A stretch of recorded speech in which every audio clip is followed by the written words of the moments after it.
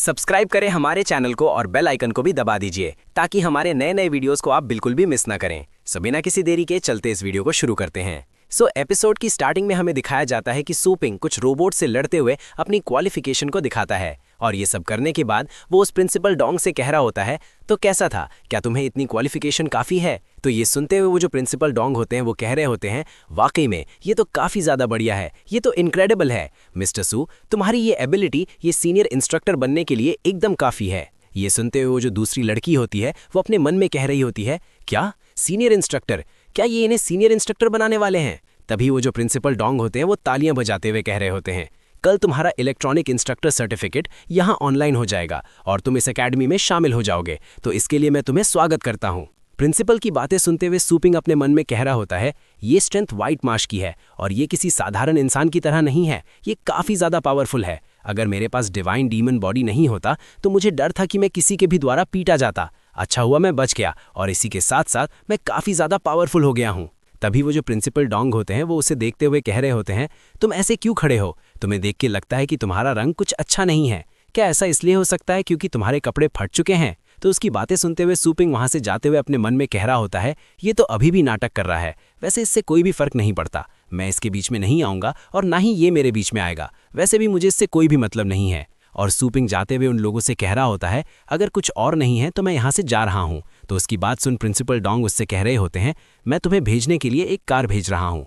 तो ये सुनते हुए सू पिंग कह रहा होता है, नहीं, इसकी कोई भी ज़रूरत नहीं है, मैं अकेला ही चला जाऊँगा। तो प्रिंसिपल डोंग उससे कह रहे होते हैं, ठीक है, हर हफ्ते आना और अपनी क्लास रखना याद रखना, तुम्हें बच्चों को सिखाने की ज़रूरत है। तो उसे देखते हुए वो जो लड़की कह रही होती है, इसकी अटैक और डिफेंस लगभग 7th ऑर्डर या फिर 8th ऑर्डर तक है, लेकिन ये बस 3 स्टार पावर तक क्यों है? ये काफ़ी ज़्यादा अजीब है, क्या ये पॉसिबल है?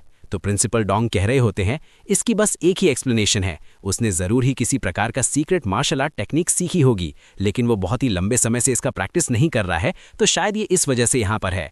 तो इस व्यक्ति को रास्ता दिखाने वाला एक मास्टर तो होना चाहिए, अक्सर उसके करीब आने की तुम कोशिश करो और अगर तुम्हारे पास कोई भी अफसर है तो उसके पीछे पीछे जाओ और उसका जो गुरु है उससे मिलो। किसी मास्टर की दुकान में कोई तो सुराग हो सकता है, तो इसलिए हमें पता लगाना होगा कि उसकी दुकान में क्या क्या है और वो क्या क्या करता है। तो उसकी बातें सुनते हुए वो जो लड़की होती है वो कह रही होती है, ठीक है। तभी बाहर से सू पिंग कह रहा होता है, क्या तुम क्या बोल रहे हो? इतना ज़्यादा ड्रामा करने की कोई भी ज़रूरत नहीं है, अगर तुम जानना चाहते हो तो मैं सीधे सीधे तुम्हें अपनी जगह में भेज दूंगा, बस तुम लोग मुझे कुछ अमीर स्टूडेंट को दिखाओ ताकि मैं उन्हें जान सकूं।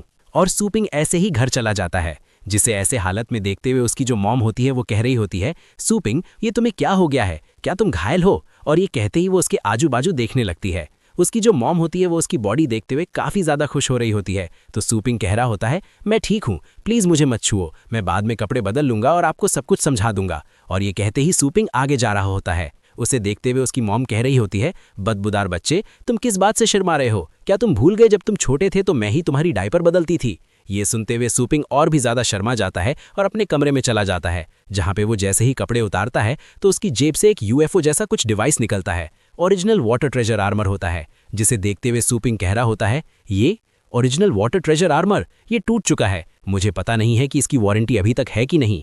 और वो ये कहते ही कपड़े बदल ही रहा होता है कि तभी वहाँ पे सू लिंग्यू आ जाती है, सू पिंग कह के चिल्लाते हुए, और कह रही होती है, क्या तुम्हारे पास स्टार पावर है? जिसे देखते हुए सू पिंग कह रहा होता है, हे क्या हो गया है? और उसने कपड़े नहीं पहने होते हैं, जो कि देखते हुए सू लिंग्यू काफ़ी ज़्यादा शर्मा जाती है और चिल्लाते हुए उससे कह रही होती है, तुम कैसे लड़के हो, क्या तुम्हें शर्म नहीं आती? तो सू पिंग उससे कह रहा होता है, पर्वर्ट कौन है? वो तुम हो, तुम ही हो जो कि विदाउट परमिशन से मेरे रूम पे आ गई हो। जो कि देखते हुए सू लिंग्यू कह रही होती है, जा पहले अपने कपड़े चेंज कर लो। उसकी बातें सुनते हुए सू पिंग के मन में कुछ बुरा ख्याल आता है और वो अपने मन में कह रहा होता है, अगर मैं इससे अपना सबक नहीं सिखाता तो ये फ्यूचर में मैं काफ़ी बुरा भाई बन सकता हूँ, इसलिए मुझे कुछ अच्छा काम करना होगा। और सू पिंग उससे कह रहा होता है, वैसे क्या तुम्हें देखना पसंद है? और ये कहते ही वो उसके पास आ रहा होता है, जो कि देखते हुए सू लिंग्यू काफ़ी ज़्यादा घबरा जाती है और चिल्लाते हुए उससे कह रही होती है, मैं तुम्हें बता रही हूँ कि मैं अभी 4th लेवल को ब्रेक कर चुकी हूँ, मेरे पास मत आओ। और ये कहते ही वो बहुत ही ज़ोरों से मुक्का मारती है, जिसकी वजह से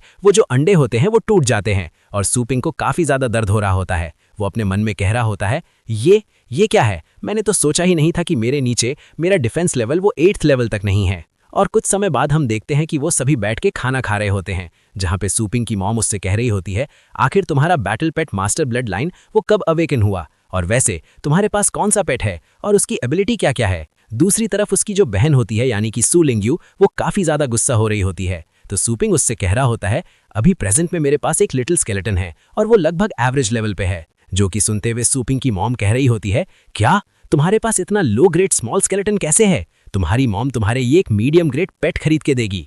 तो ये सुनते हुए सू लिंगयू उसकी मॉम से कह रही होती है मॉम ये तो बस अभी अभी अवेकन हुआ है, ये गुड स्टार पेट यूज नहीं कर सकता। इसके अलावा स्टार पेट जितना महंगा होता है उसका खाना भी उतना ही महंगा होता है और सूपिंग की जो कमाई है वो उसके साथ उसे नहीं खिला सकता। ये सुनते हुए सूपिंग की मॉम सूपिंग से कह रही होती है ठीक है, वैसे क्या तुम्हारे पास अभी भी स्टोर में पानी और बिजली का बिल भरने के लिए पैसे हैं? अगर तुम्हारे पास पैसा नहीं है तो तुम अपनी मॉम से कह सकते हो। सूपिंग कह रहा होता है हाल ही में मेरे पास कुछ ज्यादा पैसे नहीं है, और ये कहते ही वो अपना अकाउंट चेक करता है जो कि 5 लाख होता है। जो कि देखते हुए सूपिंग की मॉम और उसी के साथ साथ सू लिंगयू दोनों ही काफी ज्यादा हैरान होते हैं। सूपिंग की मॉम उससे कह रही होती है तुमने ये कैसे बनाया? तो सू लिंगयू उससे कह रही होती है हे भगवान तुम्हारे पास इतने पैसे कहाँ से आ गए? तो सूपिंग कह रहा होता है हाल ही में वो लाइटनिंग रैट फेंगशान एकेडमी में बहुत ही ज्यादा फेमस हो गया है और बहुत लोग उसे पसंद करते हैं, तो मैंने इसकी वजह से काफी ज्यादा पैसा कमा लिया है। और वो अपने मन में कह रहा होता है बेशक मैं उन्हें ये नहीं बता सकता कि मैंने स्टोर में जो पैसा कमाया है वो सब एनर्जी में कन्वर्ट हो गया है,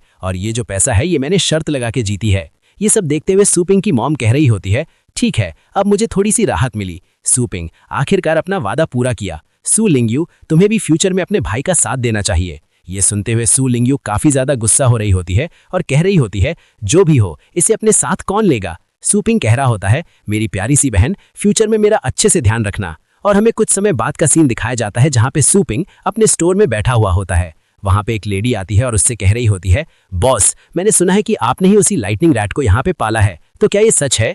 तो उसकी बातें सुनते हुए सूपिंग अपने मन में कह रहा होता है हाँ ये तो सच है, अगर जब तुम फेमस हो जाते हो तो तुम्हारा बिजनेस भी काफी तेजी से बढ़ता है। और सूपिंग कह रहा होता है हाँ क्या आप उसे पालना और उससे ब्रीड करना चाहते हैं या उसके लिए कुछ पेट फूड देखना चाहते हैं? तो ये सुनते हुए वो लेडी कह रही होती है मैं 4 ब्रीड करवाना चाहती हूँ और मैं चाहती हूँ कि वो सारे उसी लाइटनिंग रैट की तरह बहुत ही ज्यादा पावरफुल हो जाएं। सूपिंग कह रहा होता है वाकई में आप तो काफी ज्यादा वैल्यूएबल कस्टमर हैं। और वो अपने मन में कह रहा होता है ये तो काफी अच्छा खेल खेल रही हो। और वो उससे कह रहा होता है उस लाइटनिंग रैट के लिए ब्रीडिंग सर्विस अभी लिमिटेड है, तो इसलिए मैं तुम्हें ऑर्डिनरी ब्रीडिंग सर्विस दे सकता हूँ। ये सुनते हुए वो जो लेडी होती है वो अपने मन में कह रही होती है क्या लिमिटेड? इसका मतलब ये है कि लाइटनिंग रैट को दोहराया नहीं जा सकता। और वो उससे कह रहा होता है ये ऑर्डिनरी ब्रीडिंग आखिर कितना ज्यादा इफेक्टिव होगा?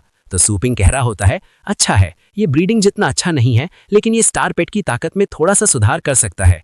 नॉर्मल लेवल के स्टार पेट के लिए हर बार 10,000 और मीडियम के लिए 1 लाख। तो इसके बाद सुनते हुए वो जो लेडी होती है वो काफी ज्यादा हैरान होती है और अपने मन में कह रही होती है क्या थोड़ा सा इंप्रूव करेगा? इसकी स्टेटमेंट तो काफी ज्यादा अनप्रोफेशनल लग रही है, क्या ये प्रोफेशनल नहीं है? निश्चित रूप से सारा का सारा फायदा उस सू यान ने उठा लिया है, या फिर हो सकता है कि ये बंदा कोई घोटाला कर रहा है। चलो किसी भी तरह से ये अब और बात करने के लायक भी नहीं है। और वो वहां से जाते हुए कह रही होती है इसे भूल जाओ, मैं कहीं और जाके देख लूंगी। तो ये सुनते हुए सूपिंग कह रहा होता है अरे रुक जाओ। तभी सूपिंग के सामने एक सिस्टम नोटिफिकेशन आता है जहां पे उसे बताया जाता है कि कस्टमर के शक की वजह से मैं ऑर्डर को रद्द करने से स्टोर की काफी ज्यादा नुकसान हुई है, इसलिए होस्ट को प्रोफेशनल ट्रेनिंग देने की अनुमति है। तो ये सुनते हुए सूपिंग काफी ज्यादा खुश हो रहा होता है और कह रहा होता है क्या प्रोफेशनल ट्रेनिंग, ये तो काफी ज्यादा अच्छा है। एंड इसी के साथ साथ ये जो एपिसोड है वो भी यहाँ पर खत्म हो जाता है। अगर तुम लोगों को ये एपिसोड अच्छा लगे तो लाइक करना, शेयर करना, सब्सक्राइब करना मत भूलना। मिलते हैं अगले वीडियो में, तब तक के लिए बाय बाय।